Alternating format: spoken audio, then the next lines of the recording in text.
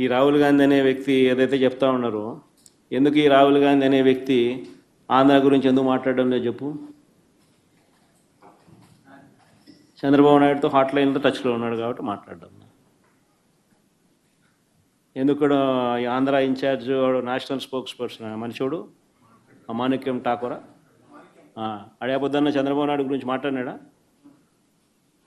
ఏపొద్దన్న ప్రజాస్వామ్యాన్నిలో ఇంత కూని చేస్తా అంటే ఏమైనా క్వశ్చన్ చేసినాడా?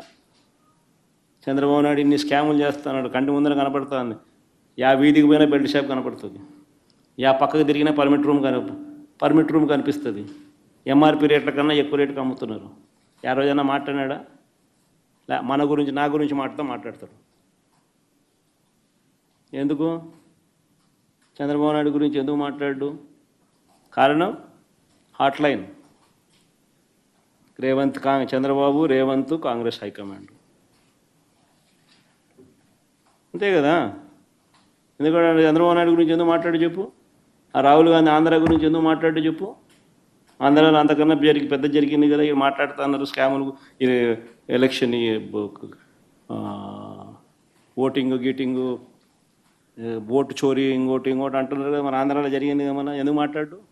12.5% మాట్లాడు. ఎందుకంటే హాట్లైన్ చంద్రబాబు నాయుడు, రాహుల్ గాంధీ, రేవంత్ రెడ్డి.